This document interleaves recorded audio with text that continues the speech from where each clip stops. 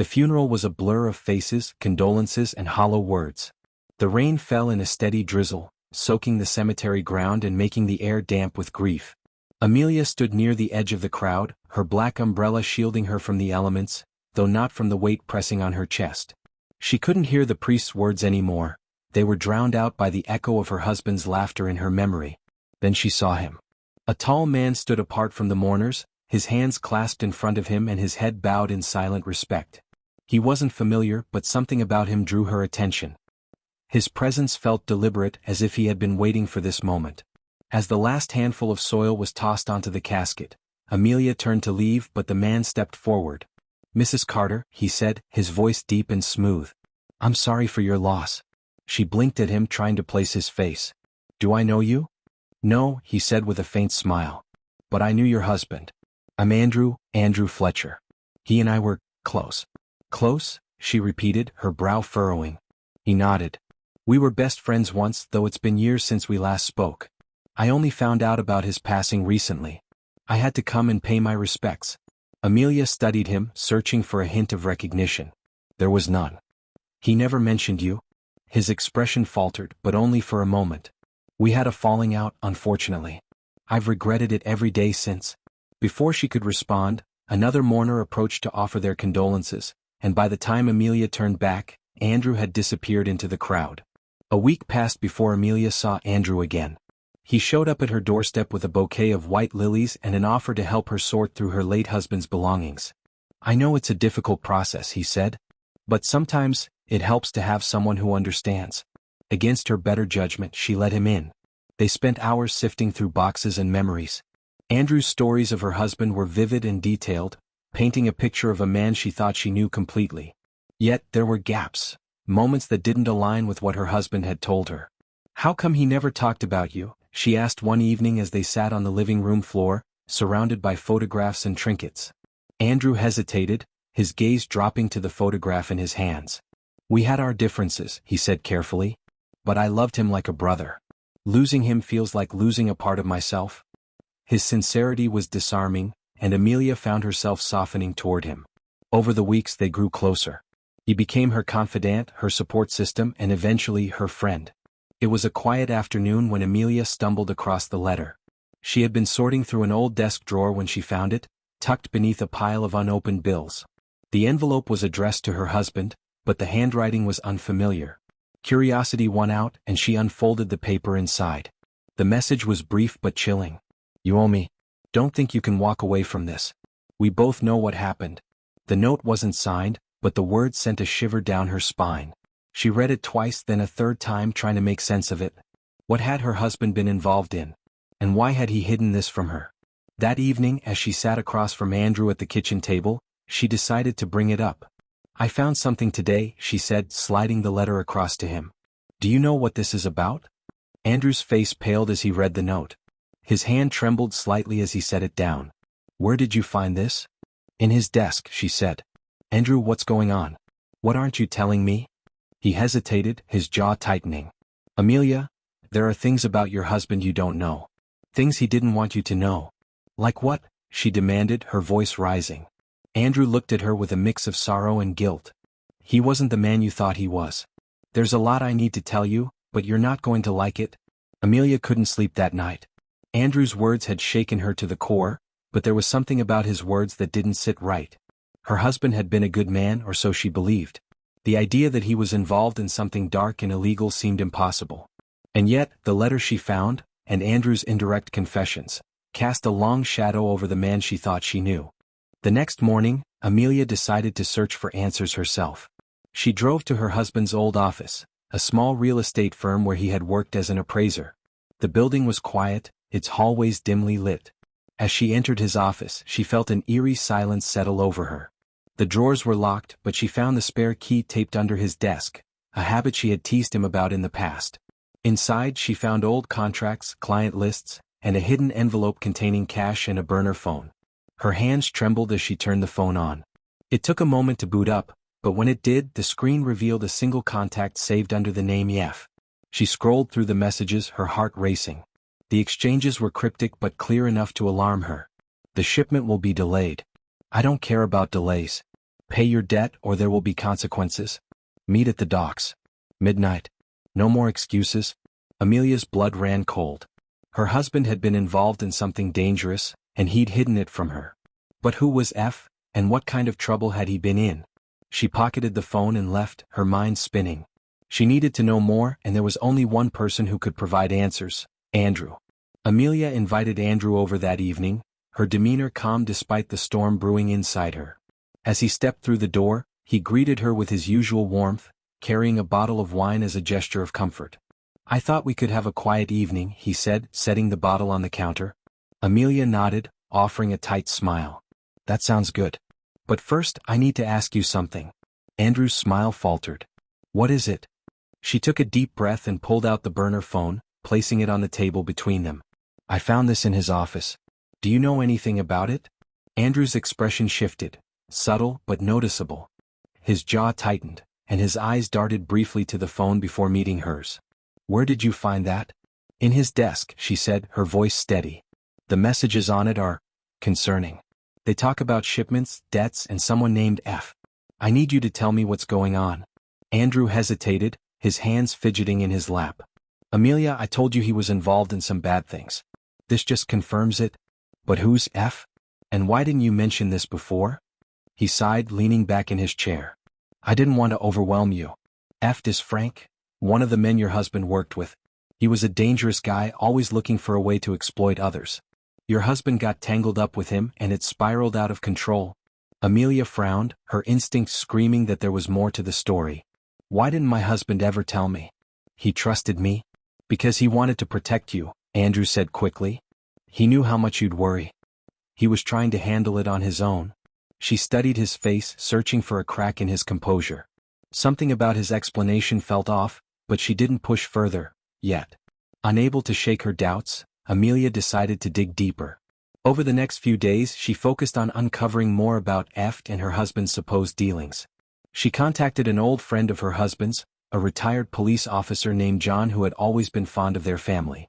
John agreed to meet her at a quiet cafe. As she laid out what she'd found, the letter, the burner phone, and Andrew's claims, John's expression grew darker with each revelation. "Amelia," he said carefully, "I need to be honest with you. I don't think your husband was the criminal Andrew's making him out to be." Her eyes widened. "What do you mean?" "I remember hearing about Frank," John continued. "He's been under investigation for years, but your husband was never on our radar. If anything, he seemed more like a victim. It's possible he got caught up in something without realizing it." "Then why would Andrew say otherwise?" John hesitated, his gaze steady. "That's the real question, isn't it?" Determined to uncover the truth, Amelia decided to investigate Andrew himself. She started small, searching for his name online, looking for any connection to her husband or his business. What she found sent chills down her spine.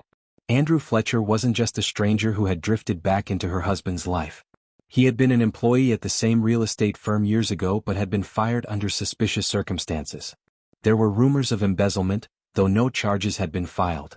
Armed with this new information, Amelia confronted Andrew once more. "Why didn't you tell me you worked with my husband?" she demanded, her voice sharp. Andrew froze, caught off guard.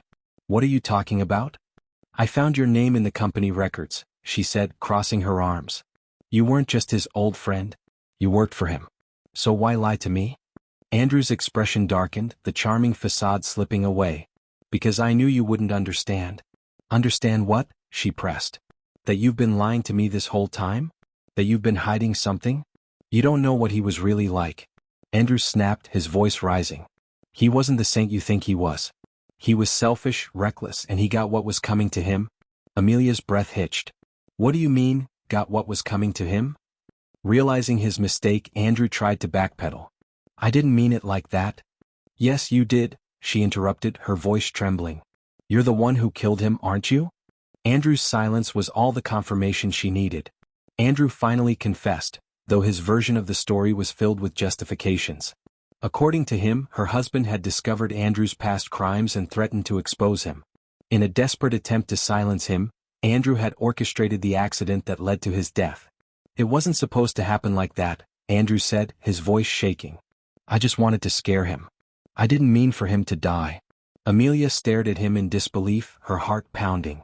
"You betrayed him. And then you had the audacity to come into my life, pretending to care? I do care. Andrew insisted, his voice desperate. I've tried to make it right. I wanted to protect you from the truth.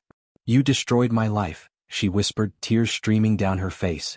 In that moment, Amelia knew she had to act. She recorded Andrew's confession on her phone, using the evidence to ensure he would pay for what he had done. Amelia wasted no time. She drove to the police station that night, handing over the recording and the burner phone as evidence. The officers listened to her story, their expressions grim as they pieced together the events leading to her husband's death, and Andrew was arrested the next morning. Amelia stood outside the police station, watching as Andrew was led away in handcuffs. Rain drizzled from the gray morning sky, blurring the edges of the world around her. Her heart was a storm of emotions, relief, fear, anger, and an aching sadness that she couldn't fully process. The man who had once offered her comfort in her grief was now exposed as a murderer and a manipulator.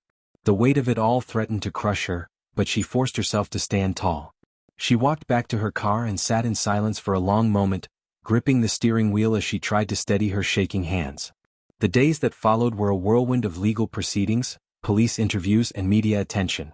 Andrew's arrest made headlines, and the details of her husband's death became public knowledge. Reporters hounded her for comments, their questions invasive and relentless. Mrs. Carter, how does it feel to know your husband's best friend betrayed him? Did you suspect Andrew Fletcher was involved from the start? Do you believe justice will be served? Amelia refused to answer. The media frenzy felt like a second wave of grief, tearing open wounds that had barely begun to heal. She avoided the news, deleted her social media accounts, and leaned heavily on the few friends who had stayed by her side. One of those friends was John, the retired police officer. He checked in on her frequently, offering advice and support as she navigated the legal system. Amelia, he said one afternoon over coffee, you're stronger than you think. Most people would have crumbled under this kind of pressure, but you stood up for what was right. Don't ever forget that. His words gave her strength, but the path forward still felt uncertain. The trial began 3 months later. Andrew sat in the defendant's chair, his once charismatic demeanor replaced by a cold, calculating stare. He showed no remorse as the prosecution laid out their case, presenting the evidence Amelia had provided. The recording of his confession was the centerpiece of the trial. When it was played in court, Amelia forced herself to listen, even as her stomach churned with anger and sorrow. The jury sat in rapt silence, their faces grim as they absorbed Andrew's words. When Amelia took the stand, her voice was steady, though her hands trembled as she recounted the events that led to Andrew's arrest. She spoke about her husband's mysterious death, Andrew's manipulations, and the chilling truth she had uncovered. Andrew Fletcher betrayed my trust in the worst possible way, she said, her voice firm. He took my husband's life and tried to insert himself into mine as if nothing had happened. But I refused to let him get away with it. Her testimony was powerful, and by the end of the trial, there was little doubt about Andrew's guilt. The jury deliberated for only a few hours before returning their verdict. Guilty on all counts, including murder, fraud, and obstruction of justice. Andrew was sentenced to life in prison without the possibility of parole. As the judge read the sentence, Andrew turned to Amelia one last time. His lips curled into a faint, menacing smile, and though he said nothing, his gaze spoke volumes. Amelia met his stare without flinching. She was done being afraid of him. After the trial, Amelia sold the house she had shared with her husband. It was too full of memories, both beautiful and painful, to ever feel like home again. She packed her belongings, keeping only the most cherished mementos, and moved to a small coastal town several hours away. The new house was modest but cozy, with a view of the ocean that brought her a sense of peace she hadn't felt in months. She spent her days walking along the beach, volunteering at a local animal shelter, and rediscovering the parts of herself that had been lost in the chaos of grief and betrayal. One evening, as the sun dipped below the horizon, painting the sky in shades of orange and pink, Amelia sat on her porch with a cup of tea. She thought of her husband, not as the man whose secrets had come to light, but as the man she had loved. She remembered his laughter, his kindness, and the way he had always made her feel safe. "I hope you found peace," she whispered, her voice carried away by the gentle sea breeze. Though the scars of her ordeal would never fully fade, Amelia was determined not to let them define her. She began writing about her experiences, finding catharsis in putting her story into words. Her memoir, Shadows of Deception, became a bestseller, resonating with others who had faced betrayal and loss. Through her writing, Amelia found a new purpose. She started speaking at events, sharing her journey and encouraging others to find strength in their darkest moments. Her story became a beacon of hope for many, proving that even in the face of unimaginable pain, it was possible to rebuild and find happiness again. Years later, on a quiet evening, Amelia received a letter from the prison where Andrew was serving his sentence. She stared at the envelope for a long time before opening it. The letter was brief, written in Andrew's familiar handwriting. "You were always stronger than I expected. I hope you know I never meant to hurt you. I'm sorry for everything." Amelia folded the letter and placed it in a drawer, unsure how to feel. Forgiveness wasn't something she could give, not yet and maybe not ever.